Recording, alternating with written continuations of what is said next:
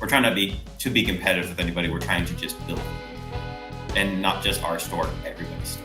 We have really, really tried to just be nice to everyone. Like try to, kill them with kindness, kind of. We're trying to build a community around this game that's been dead for 2 decades now.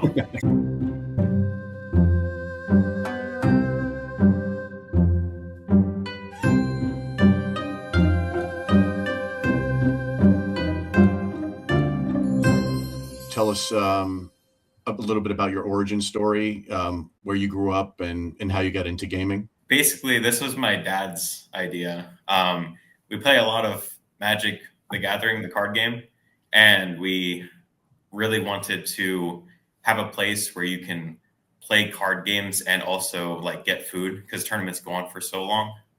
And so, like, for example, we went up to a gaming store in Klamath Falls, and in between matches, we ran and got like pizza or something next door and had to run back. And it's really hard to do that in between tournaments. And we're like, what if we just combined the two and made it a deli and also a place where you can play card games? And then that kind of expanded to also board games, which, pretty cool stuff. That's all I got.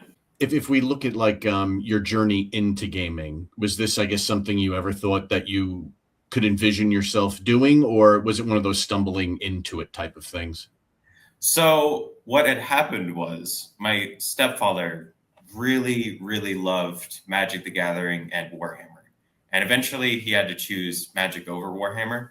And when I was like 10 years old, he would like bring me to tournaments and stuff. And I was like, here's a red deck. It's pretty simple. Go figure it out. And then he would kind of teach me at home and stuff. And eventually, like after 12 years of on and off, it just, became one of my things that I just love doing. Do you still find the opportunity to play today, or is the store taking up a lot of your time? Well, the funny thing is the store is taking up a lot of my time, but we normally play Magic during the hours that I'm scheduled. Like we'll play with our customers and stuff every now and then. We might start cutting down on that because we found it to be an issue, but we try to, build a community. And is the location in Medford, Oregon, the place that the store has always been, or has it been anywhere prior? No, this is our first try. Like, we tried some other stuff out, which I won't mention, but this is the first. Like, my dad was like, I have enough money. I've had this dream sitting for 2 years. Let me just throw a ton of money at a place and see if this will work. And this is kind of where he's at now, where he really, really wants us to work, but he's not sure. Well, he's sure. I'm not sure. But I really want it to work out too. How has it been going thus far, would you say? Every single week we're getting better and better, growing more of a community and trying to, get the word out there. Like we kind of have our customers, spread the word around. We give them menus and stuff, like try to build a community around it. How many years in is the store? I'm not going to gauge it by years, but we are 12 weeks in as of now. Oh, 12 weeks in. Okay. Very, very new. And you mentioned like also having food as part of the offering of the store. Is that where the name originated from? Like, does that play into the overall, of the store's naming and thesis? Yeah. So, I mean, it's like, game night is like where you normally with family or something, you go and you play games, and then we just put the deli in there. And then our logo, of course, is an otter in night costume because it's Game Night Deli. Stuff like that. Play on words. My mother loves play on words. She also has a deli, which is Otterly Delicious Bakery. Not trying to plug, but go buy sourdough for my mom. She really loves play on words. Like every dessert that she makes, she tries to do a play on words, and this was no exception to where the business was like, screw it, let's do a play on words. Like make it something, fun. That's pretty cool. So your mom is, I guess, quite the credit for how the name came about. I would say it is a combination of everyone. We had a vote. We had a ton of names, and the game night one was the one that my I think my father or my mother decided on, but I stick with it. I think it's great that you have a family business going. What would you say the dynamic is like working with family? Like, is it, there's ups and downs and everything, but I'm curious what that interaction is like on a day-to-day basis, like how you divvy up tasks, how you determine how to move forward with something to get the name out there, those types of things, what that dynamic is like. Yeah. So there have been struggles. Well, we figured a lot of them out. We mainly try to like get the word out through different strategies. Like, for instance, my father's strategy is a little bit different than mine. Like, I'm an auto mechanic, so my thing is like, I go out to say Southern Oregon Subaru, or I go out to Gills Point S, or I go to any sort of auto shop, and I give them like our snacks that are gonna like, they're already a week old. Might as well give them out. Not that they're bad, but like they're gonna be thrown away anyways. So I hand them out and hope that they come back. And then his is more like post and such, like on the internet, which I also contribute to. I don't know. It's just like we're trying trying anything that works. What would you say is something that's, even though it's early on, what would you say is something that's worked thus far well that maybe exceeded expectations? So there's a person from MagX called Dom, and he has been extremely helpful setting up vendor events. And I will say the vendor events, like one day we had the whole building full of just people buying and trading mostly Pokemon cards. Honestly, all Pokemon cards. But it was just, like exciting to see that many people through the door. And I think that works out the best so far is the vendor events. But we only do those once a month. So would you describe him almost like a trade night of sorts? Yeah, it's a trading card vendor event mostly. We had our first vendor event, we had nothing but Pokemon people, but our second one, we had one guy called Fred who was doing Magic cards, and I gotta say, I love Fred. Fred's a nice guy. I've noticed that too. When it comes to between Pokemon and Magic, you see a lot more of the trading in Pokemon. And it seems to be like a nationwide thing, at least since I interview stores in the US. Um, and to see somebody come out for trading Magic cards, I'm curious your opinion on it. Why do you think that Magic doesn't have the same type of trading that you see in Pokemon? I know the exact reason, and it is because of Wizards of the Coast releasing a set like every 2 seconds. AKA Magic players are just kind of broke. they kind of spend too much money on like, oh, I have to get every single card from the new set kind of collector thing. And like there's varying like reasons why, but I think that is one of the main ones, is what I've been hearing through the community.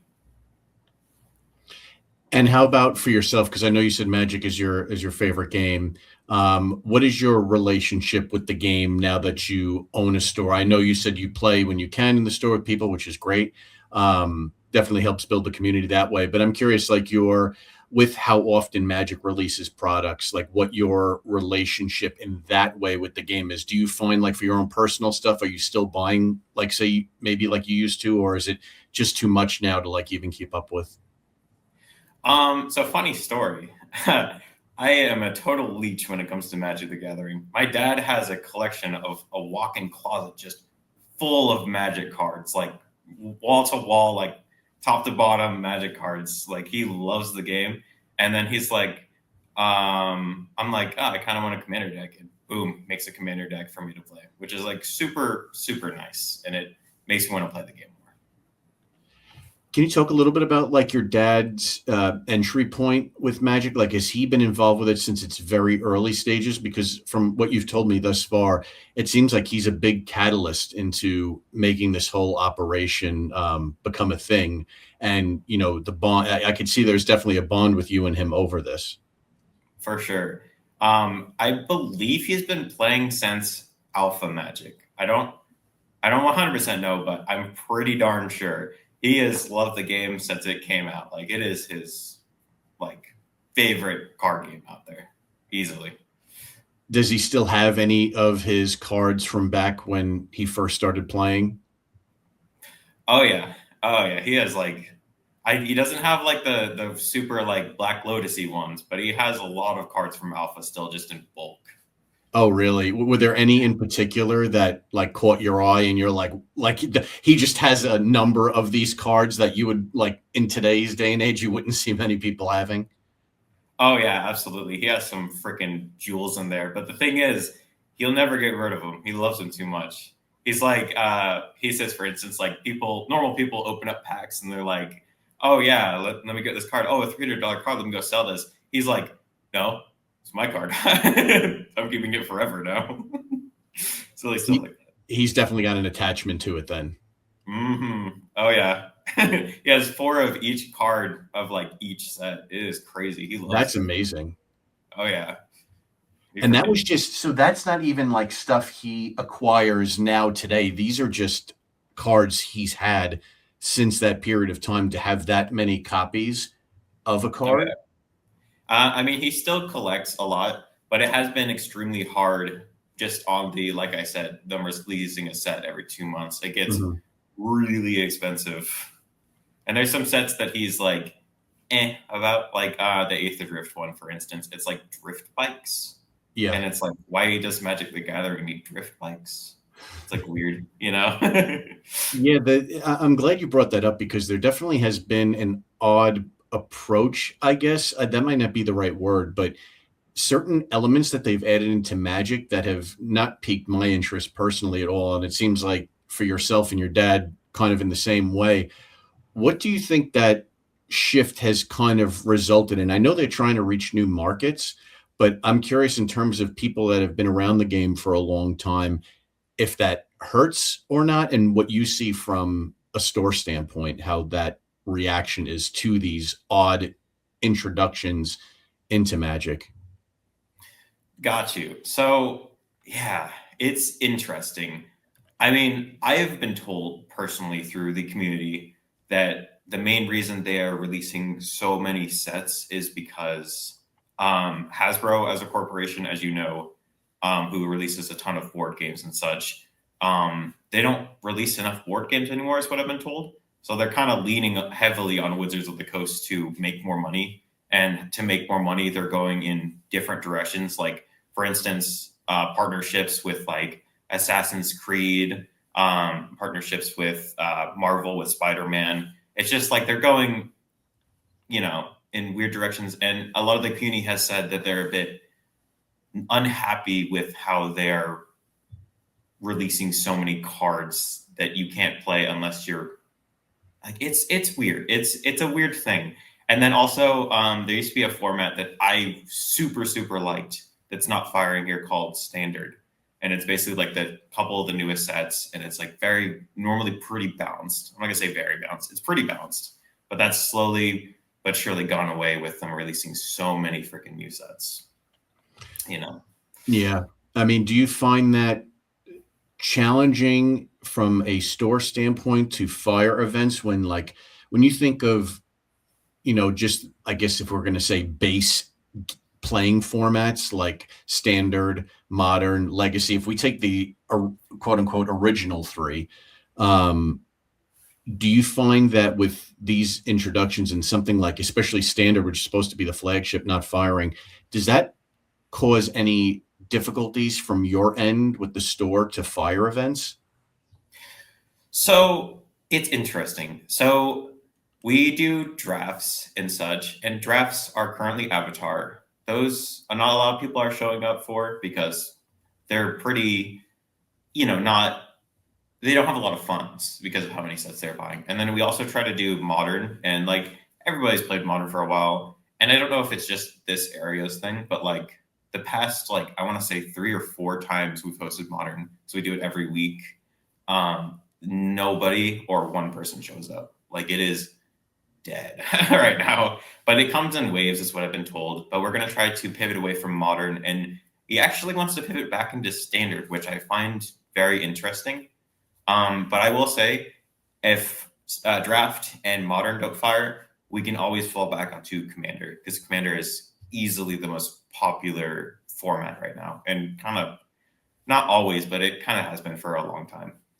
Definitely. Yeah. I mean, it seems like with Commander and its popularity, like the other formats, while there is a player base for them, has kind of taken a back seat. And it almost seems like it's taken a back seat to Wizards of the Coast right now with what they develop cards for. We kind of see that with the cards they release, and how a lot of them seem to be like, oh, this would play well in Commander rather than a competitive format like Standard. Have you seen, and I know it's early on, like you mentioned, 12 weeks with the store, but maybe even from if you went to go and play at another store, or just things that you've heard or things that you've seen in these early stages, how do you feel like the influx of Commander players, are you seeing then the, say, modern or standard players, like, are they coming into Commander as well to have at least like something to play? Or do they kind of like, it seems like they separate themselves from the game until maybe the format comes back, whether it be standard or modern, as we were talking about, or are they flowing into Commander, or are they not, or are they just in a way kind of disappearing? Yeah, so it's interesting. So like, say you're a new player into Magic the Gathering, you're gonna want to try to play Standard to learn the game, because I feel like Standard is the most like simple format to learn on. Because like if someone just hands you 100 cards of different names, you're going to be sitting there reading for a long time, is what I kind of feel. But like with Modern too, like Modern, it's less so simple because it's 60 cards instead of 40 cards, but it's still like difficult to learn on those formats, and especially Commander. Like you want to try to do, it's difficult. It's hard to get new people into the game if learning the game is so difficult, and the formats that are easier to learn on are like almost completely gone, if like dying. Yeah, I'm glad you mentioned the point about the cards and memorizing them. And I know like the card pool is impossible to memorize everything, but especially, when you factor in 4 players versus the traditional 2, like a one-on-one. And then, yeah, I remember the first few times, and I don't play Commander very often, but the first few times I played, I remember feeling a little overwhelmed because a lot of these cards, from having been a modern player, I wasn't really familiar with. And like you mentioned, that entry, if I'm feeling like that as somebody that got involved in the game back in 2002, and then a new player coming in, that is a lot, to your point, to have to try to wrap your head around. Yeah, it's like Magic the Gathering is like a game of seeing, we call them lines normally in the community, and it's basically how to combo out and potentially win, if not get a really good board state. And coming into that as a new player, it's really hard to see those lines unless you're running red, honestly. Red's a good starter. But it's like difficult because like you kind of do have to memorize a lot of those 100 cards in Commanders and see how they interact with each other to try to win. It's interesting, Mm-hmm. Oh, for a without new player. Go ahead. Yeah, no, definitely. Sorry about that. Yeah, it's amazing to me thinking of when I first got into the game. Red was the color that I remember my mom, she told me she went into the store. She said, my son wants to get into playing Magic. Where should he start? And playing red was what was recommended. And it's amazing that that's still the case today. Why do you think that is? I know exactly why that is funny. So, all different colors have different like ways that they work, and red is like other decks are like in response. Red is like you play a ton of stuff, you turn them sideways, and you end your turn. That's about it. Like, just slap down as many goblins or as many grid creatures as you have. They probably have haste. If not, they're instants of sorceries that do damage. Like, you don't care. You just play red, turn sideways, play creatures, turn sideways, and pass your turn. And it's just a simple way to get into the game.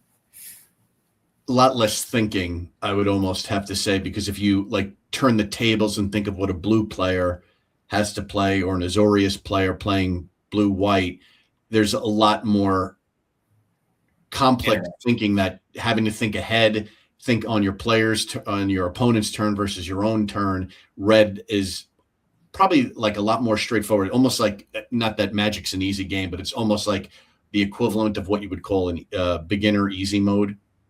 Mm-hmm. It's literally easy mode. We basically call them responses. We call them like interactive decks. So like say you were to play like a 12/12 stompy creature, you could say in response and then tap 3 blue, or tap 2 blue and just counterspell it. And like interactions are like Path of Exile for white would be a good interaction, where it's like on your turn I do this, or black for destroy spells. As long as they're instants, it's a lot of interaction onto the board, and you're doing stuff even though it's not your turn, kind of thing. And it's just a lot more complicated, especially when you get into like, I would say probably blue is one of the more complicated decks because it's a lot of interactions. Definitely, without a doubt. I mean, Mm. what would you say has been, this early on with the store, has been the community feedback you've gotten thus far? How has it been? How's the store been received? Nothing, nothing but greatness. Honestly, we have a really good community. My brother Brandon, he hosts a pretty popular Facebook page in Magic, and like we have a ton of that community coming in here. So it's a lot of friends, and if not, um, just people, friends of friends, basically. Yeah. But also like we're directly next to the Barnes and Noble, and like Barnes and Noble people are the same kind of nerd who like board games. So they always come in. They're like, "Oh, look at D20 dice. I'm going to go in there." Kind of stuff like that, you know. Definitely. No, that's great to hear the positive feedback that you've had from the community. And, I'm sure that Facebook group also, helps bring people to the area. Is it like a national Facebook group, or is it more geared towards focusing on your area of Medford? I mean, it's just whoever kind of clicks on it. We give like menus and cards out that post our Facebook page, and it's kind of how we keep in touch with the community, kind of showing like upcoming events, what's kind of happening today, stuff like that. Like if say we do a D&D that day, we'd make something like D&D books with like dice around it and stuff to try to get people in. But I would say it's geared more towards Medford Central Point area right now, but um, it's for everyone. And Everyone is welcome. it seems like the store's in a good spot too. Yeah, absolutely. We Barnes and Nobles like freaking so many people from Barnes and Nobles come in here. So just like it's just their kind of like area. It's their kind of people, you know. We've been talking a lot about the positives, which is always the thing I like to hear when it comes to newer stores and the stores that have been around for a long time too. What would you say is one of your challenges right now, that, it could be something as a challenge that you're seeing as a long-term challenge, or something that even early on right now that you're seeing as a challenge that maybe was unexpected, or something that kind of came up along the way?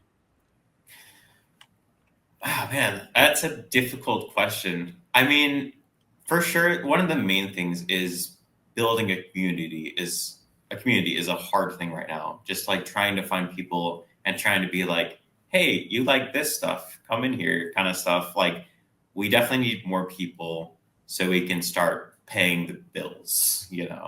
Especially for like my father right now. He took a real gamble on this, and I'd like to see people come in here, and I'd like to see him succeed with his deli. I don't want to see, because I don't want to see him fail. That would be horrible. I want to see his community grow, his bills being paid, his freaking dream coming true, basically. Mhm. Stuff like that. To what you can talk about on regarding this, what would you say is the gamble purely like the financial investment, I would imagine? Oh yeah, he said to when he first bought this place, he was like, I thought I would just have to kind of pay for the lease and pay for some shelves, and that is not the case, because this place was a T-Mobile that he single-handedly like crafted a ton of stuff out, cut a doorway, made everything just like come together and work, and it's extremely like cool what he's done, and just making this place like work, like converting it over. The only issue was like we have to have a wash sink out in front because, of course, we have to wash our hands before we touch anybody's food, period. But to get the plumbing into that, we can only go up with the pipes. We can't go down. So, because it's all cement. So we had to plumb it up into the ceiling around, have a plumber come out, have to have the plans checked by the city, and then had to have the plumber come out and have the plans checked by the plumber. Like the bills add up every time someone looks at those papers. And it was a lot of like bills on this, bills on that, and just like money drain. But he has made it work. So we're good right now. No, that's good that you've been able to make it work. I mean, it's clear that your dad is very driven with this, and it's coming from a pure state of passion. Has he ever said to you or your brother, that when you guys were younger, like that this was something he was always thinking about? Man, you know why he's doing it now is because his wife every single day for like years on top of years had to hear him talk about his dream and plan out this deli. And eventually his wife was like, just go do it. Like you've talked about it long enough. Just go and like try it out. Like there's no like, you don't want to live the rest of your life and become old, like having known that you didn't at least try your dream, and that's like super cool of him. Yep, that's great. A great piece of advice too, because you only have this one life to live, and the last thing you want is to have that regret that I didn't try. Exactly my point. So when you're looking at, because I'm sure you assist your dad with the finances and stuff like that, because like you mentioned, it really is a team effort when you're doing something of this nature.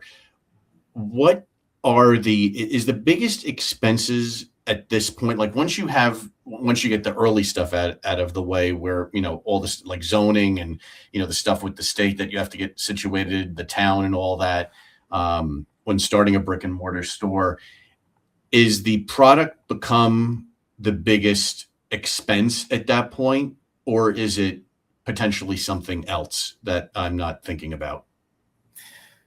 I mean, our product is definitely like difficult kind of to get a hold of and definitely expensive, I will say. But I don't know what our biggest expense would probably be. I would say probably the lease for sure, like just paying the bills and then also like paying employees, which is currently just me and my dad. My dad is paying me though because I'm working here. I want money.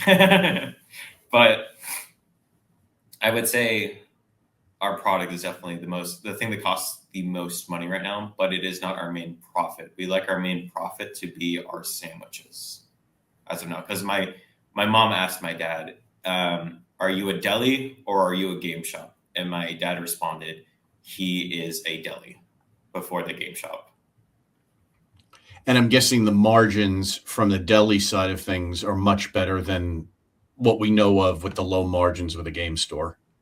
Extremely, yeah. They're much, much better than the games because like our drinks and our sandwiches, we definitely make a better margin off of than our games because it is kind of difficult to get a hold of the games as of now. Just trying to get distributing and everything working because if I can go on a tangent real quick. Sure. So Wizards of the Coast and Pokemon do the same thing where it's to buy their product, you have to sell their product. And how are you supposed to have their product if you can't buy their product?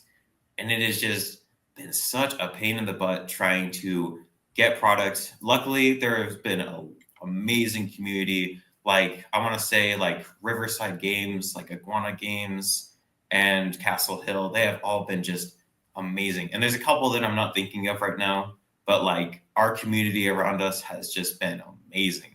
Like, and of course, not to leave out, also Tyler from Astor Games has been helping us out as well. He is amazing. I love Tyler and Emily. I've known them my whole life. Like I just love Tyler, man. He's such a great guy. Anyways, sidetracked a little bit there. It's difficult to get a hold of products. We are working on it. The best way to get the product right now is to have people just show up on Wizards of the Coast. We have a little thing where they can sign in and they give us basically points. And once we get enough points, we can get our allocation. Once we get our allocation, we can get more product. And that's the same thing with Pokemon is they work on a ticket system. Each person that enters into our tournaments is a ticket. Once we get enough tickets, we can buy more product. And that's another reason why we are really pushing and trying to get the community built. That's very interesting. I did not know that each person that signs up that you put in the system, it counts towards a ticket. So I'm guessing that's kind of plays into, because I've talked to other store owners about this regarding allocation, but I'm guessing by seeing that player base increase, seeing more people show up for tournaments is one of those things where when you request, say, a certain amount of product, it may give you that potential nudge to get more than maybe that smaller allocation that you're used to getting. Absolutely.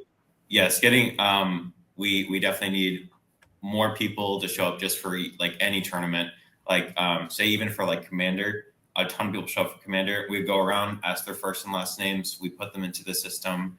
Pokemon people, every single person who goes on Pokemon, they have this thing called Play Pokemon where they scan in, and our amazing judge Ryan has been like super amazing about like basically doing the tournaments by himself. Like he has been just like amazing at that, and just getting everybody to sign in, tickets, organizing, and even having like promos and stuff for people at first. We of course have promos for them now, but like he is super amazing. And then for Magic the Gathering, my brother, funny story, is a judge for Magic the Gathering. So like we have any judge questions, my brother's normally there. He really likes the game too. I'm probably the only one who's like half in, half out of Magic. My dad and my brother, though, they can tell you what almost every single card from the game does by just looking at the art of it. Like they have Japanese and Italian cards in their decks because they can just be like, oh, you don't know what this card does? Cool. It does this. Like, it's amazing. That's definitely quite impressive. You know, I wanted to touch on something you brought up earlier, which was how other stores, you know, within your vicinity have helped each other out. And I've brought this up before, but I've never seen an industry where other businesses in a traditional business construct would be quote unquote competitors. But in the gaming store industry, you're all helping each other out. And one of the reasons I've always heard is because being a small business, you know what the other store is going through. And I wonder if that's kind of, if when you guys first got into this, if that was a shock at first to see how helpful other stores were going to be. Like if you thought like you were going at it and like it was just like, well, we have to figure this out, or if it was like a truly welcome thing that like, oh wow, these other stores are willing to help us out, and if it was a shock at all. So I mean, the thing about it is all these stores that have been helping us out, we go and play Magic the Gathering at like all the time. Like especially like the one in Klamath Falls I was saying, like we went up and played Magic with them. They've been helping us out. Bryce and Carl, they've like my dad's known them for like ever because he's such a big part of the Magic community, and my brother's such a big part of the Magic community that like they've all just like known each other forever. Like and like I said, of course, like Tyler and Emily, I've known since I was like, I want to say probably 10, 11 years old. Like I've known them for over a decade. Like they have been super nice and helpful. And like we've already known everybody around here. So seeing them help us out is like super awesome. And we're super grateful. But like, I wouldn't say it's a surprise more than it's just like nice seeing our friends try and help us out and build something. And we also try our best just to not compete with them. Like if someone's doing, for instance, Astral Games does Friday Night Magic. So we try to do Magic on Saturdays, or they're trying to do Pokemon on this day. So we try to do our Pokemon on Sundays. We try to not step on anybody's toes at all and try to just build a community and give the community more days to play the game instead of being like, oh, you choose our store or their store. okay, cool, we're just going to schedule it on the same day at the same time. You know, it's Mhm. not, we're trying to be competitive with anybody. We're trying to just build the community and not just our store, everybody's store. Quick break from this podcast to talk about our sponsor, Cardboard Shuffle. Cardboard Shuffle was our 10th podcast interview here at the Match Slip with store owner Mark. Mark has expanded his brand and has produced his own card sleeves called Shuffle Shields. Shuffle Shields come in packs of 100 premium matte card sleeves for standard size trading cards. They contain no PVC and are acid free. I have 17 packs of Shuffle Shields card sleeves to give away to listeners of the podcast. You'll need to send a screenshot that you're following Cardboard Shuffle on Facebook to frank@thematchslip.com.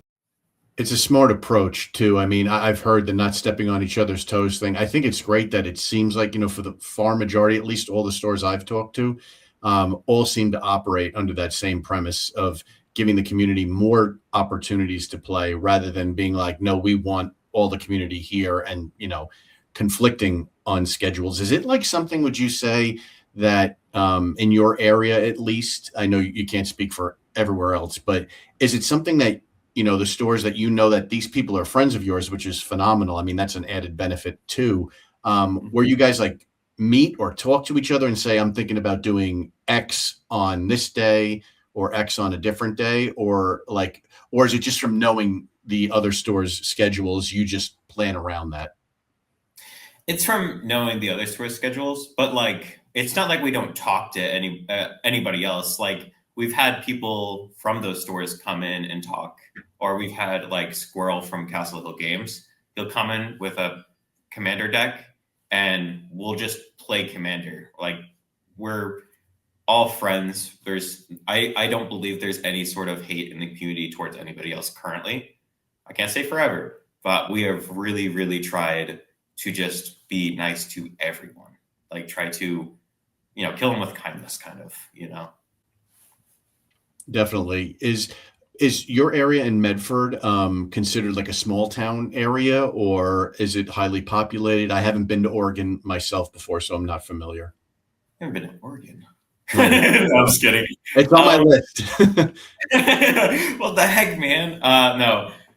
I would say it is a small town. We do have a downtown area with like a pretty big library. It's not like Portland or anything like where it's just like highly populated. I would say we're a small town. Like we're not huge, but we're not like a small, super like hick off the road town. Mhm. I would say though, you guys do have in Oregon compared to any other state. I mean, you have the last Blockbuster. You have, to my knowledge, the last Sam Goody. Bring it up. Had to bring up the Blockbuster. Yeah, I'm sure you hear that all the time. I used to live in Bend. I literally I heard rumors when I lived in Bend that you could Airbnb the Blockbuster. No kidding. Yeah, and just play movies there all night. And I was like so blown away by that. I kind of wanted to do it, but I figured it was too expensive. I mean, the thing about Oregon is it's like beautiful. Like I love Oregon in a lot of aspects. We of course have some less nice places and some issues in certain places, but I mean every state has that. I love the forest. I live in Medford, which is like where kind of Table Rock area is. Table Rock are beautiful mountains, beautiful landscapes. We have Crater Lake, and I'm just gonna mention the Wizard Hat. If you've been to Crater Lake, But I don't know. I just love Oregon, and I love the area, and I love the community a lot. Absolutely. I mean, what would you say when you think about your store? And I know you've mentioned the community as being one thing. And I mean, I could tell you, like, to give my perspective so far, is one of the things I think that makes you guys unique is your deli. That's definitely something that, you have stores that have food in it. Sometimes it's, stuff frozen that they just heat up, or you have some that do have, that I've talked to, that have full restaurants. But I've always been a deli guy myself. So what you guys are doing definitely appeals to me. So I'm curious though, from your vantage point, because since, you're involved in the store, you work on it as a family business. What do you consider the unique aspect of what you guys are building? Uniqueness. Um, I mean, we kind of have like a very unique, I want to say, idea that nobody, there's a ton of delis out here, and there's a ton of game stores out in this area, but there's no game night deli areas here, you know? We're the only people who have games and board games you can take off our shelves and play, but also we have food. So when you get hungry, you don't have to leave the building and then come back and like interrupt your game. You can just grab food there and just eat it there. You don't have to. It's just a really like cool idea, I feel, you know? Would you say, and obviously it's not going to be 100%, but would you say that a good percentage of people that come into the store do get something from the deli when they come?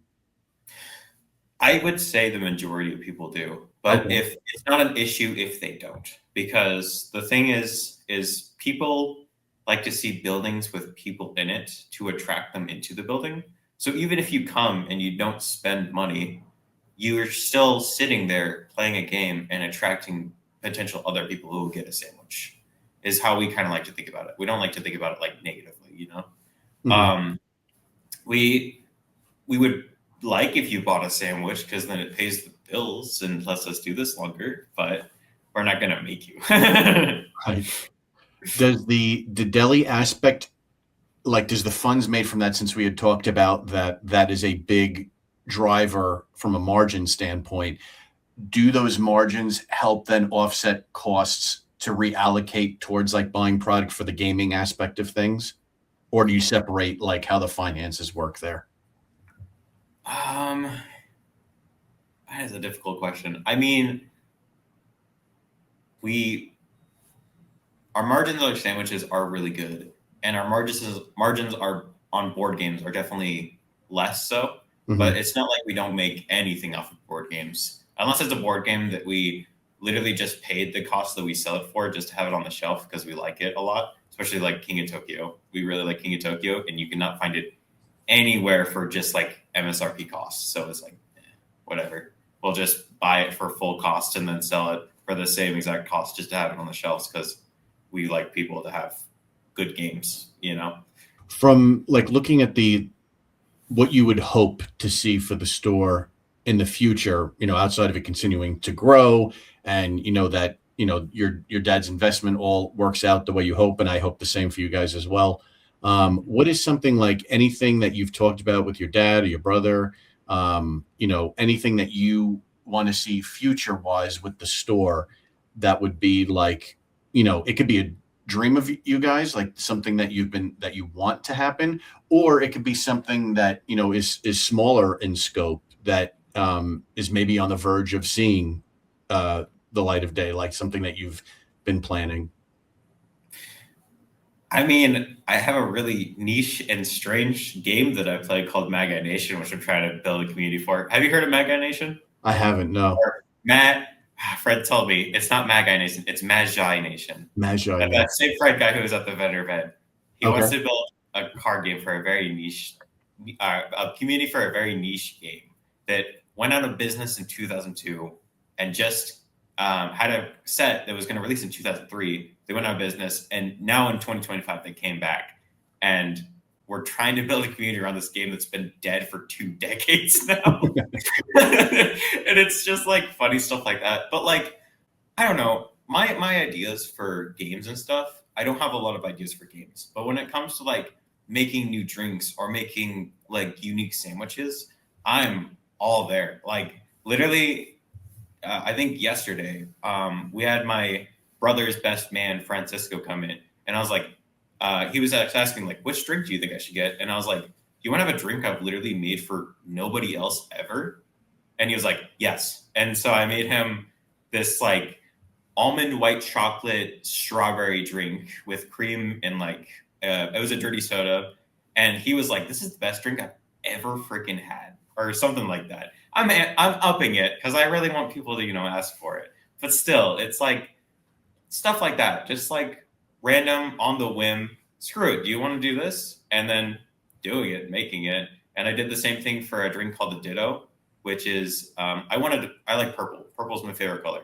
so I wanted something purple drink. So I put blue raspberry, strawberry, and coconut in, and we called it the Ditto. And it is by far one of the favorite drinks here that I just made on a whim. I'm guessing the name comes from the Pokemon. We try to theme our stuff either around Magic the Gathering cards, Pokemon, or D&D spells. And we are currently making a new menu for Dirty Sodas, which will be coming out soon. Very cool. What is, because I live on Long Island in New York, and I haven't heard the phrase dirty soda before. Could you explain that a little? All right. So there are a couple of different drinks we got. We got the Italian soda, which is our like Sprite kind of. It's starry, but it's like Pepsi Sprite, right? It's a lemon lime soda base with whichever flavorings you would like our Torani syrup. Have you ever done Torani syrup? I haven't. No. This is like all fairly new to me. I mean, probably the I don't know if adventurous is the right word, but the most interesting sounding drink I've heard of, which I haven't even had. And root beer is one of my favorite sodas, but like say a root beer float. Root beer is awesome. So that's like a root beer float is the most extravagant, I guess, drink I've heard of. That's completely fine, man. So basically, Torani syrup is like, you ever had a coffee and you like put the like syrups in it for like flavoring and stuff? Oh, okay, yeah. It's basically that, but like strawberry and watermelon. It's like super concentrated sugar syrup. Gotcha. That we put into our drinks, and we make like custom drinks out of it. So we'll like take and then that was Italian sodas, was lemon lime based. But then also dirty sodas are everything, or no, yeah, everything else. So like root beer, Dr. Pepper, Coke with the same kind of syrups. And then a dirty soda also has like cream in it. So it's like cream, Coke, pomegranates, strawberry is like one of our more, or no, raspberry is one of our more popular ones. Basically, like Italian soda is just lemon lime soda base, and then dirty sodas is the same thing but without the lemon lime soda. With every other soda that we put cream in as well, and then we have cremosas, which are instead of any soda base, we do just like basically sparkling water or like club soda, and then we put cream in it, and then the flavorings as well. And the flavorings are what gives it kind of that punch, you know. And then we also have our energy elixirs, which are we've changed to Alert from Pepsi because we went from Rockstar because we got a soda fountain and Pepsi wants to try the new Alert stuff out. So we're like, sure, why not? Let's give it a shot. And so we make that with our same kind of flavorings. Have you ever had like a coffee shop that makes like a energy drink like flavoring thing? Oh, sure. Mm-hmm. Yeah. Basically, they also normally use the Torani syrup for like those flavorings. That's kind of what it is. Like over here, I know we have Dutch Bros because Dutch Bros came from Grants Pass, which is like right next door to Medford. But I don't know what they have in New York. What kind of coffee shop's popular over there? So outside of the chains, like we'll have a lot of mom and pop coffee shops rather than the standard Starbucks or Dunkin'. It's a lot of mom and pop stores around here, so like one-offs. That's really cool, actually. Yeah. We don't have a lot of those over here. It's just kind of like chain after chain. Like we have Human Bean, Dutch Bros, and BlackRock, I would say, are our main ones. And it's kind of like if you get any sort of energy drink from over there with the flavorings in it, that's what we do for our energy elixirs. And that's our four main drinks that we sell. I could tell that it seems like for you almost, and I know you love the games too, but the deli side of it seems to be of the bigger interest for you for the store as a whole. I get really creative, and I would say I'm pretty good at cooking. So I like to, I can turn something that's just like this and this from my cabinet and spice it up and make it into like a 5-star. Let's give it a 4-star meal. 4-star. That seems, I gotta keep it humble. Where did that bug to create, whether it be drinks or food, come from for you? The food and drinks? Mm-hmm. Yeah, where did you get that interest to start, coming up with different things? I mean, I've always just been like a creative person. Like I need creative outlets for a lot of my ideas in my head. And so like food and drink is definitely an outlet for that. I also do like outside of my job, I do some music as well. Oh, cool. I go. So it's one of those things where I'm guessing, do you think your dad would have done the deli side of it had you not had the interest to do the stuff with making the sandwiches and the drinks? He would have for sure. Okay. A lot of these sandwiches that are like the base sandwiches are just like pretty good generic sandwiches. The thing is, we don't focus on like except for our monthly sandwiches, of course, because like if you're a deli, you have to have like some sort of monthly sandwich or some kind of like twist on something. But like our main sandwiches are like pretty basic sandwiches, like Italian or turkey bacon ranch or BLT. But the thing we focus on is quality of ingredients, and like all of our meats we slice in hand, like in here, to try to get like the most freshness and like make them not taste boring, that kind of stuff. We try to focus on our quality over our like making a weird sandwich. Yeah, no, the classics you can never beat, and going for the quality of the ingredients, that's key too. One of the things we have a lot of on Long Island is quality delis, and that's one of the things I always like to hear. Like, some people think the extravagant will be what sells, but it seems to always be the classics. Absolutely. Like I would kill for a roast beef sandwich, dude. So, Aaron, we're actually getting to the end of the podcast. It's crazy how fast time goes talking about games and food. Yeah, I gotta say, for my first podcast, this is pretty freaking great. You've been a great host, man. I Legit. appreciate it. I appreciate that a lot. And I appreciate you coming on too. And before we wrap up here, is there anywhere where you'd like to point people to have them find out more about your store if they live in the area or if they're traveling to Oregon?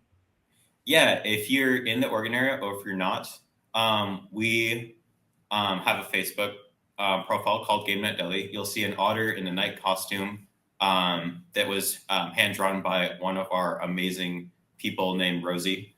And then we also have Instagram, which you can search up Game Night Deli. Same kind of thing, otter in a night costume. You can't really miss it.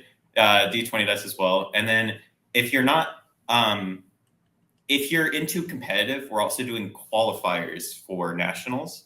So if you don't come in necessarily just for the deli, you can come in and see when our national qualifiers is coming in. And we are also teaming up with, I hope I'm getting this right. I believe we're teaming up with Riverside Games to do qualifiers. So if you come in, you can stop here, do qualifiers, and then go over to Rogue River and Riverside Games, and then also do qualifiers over there.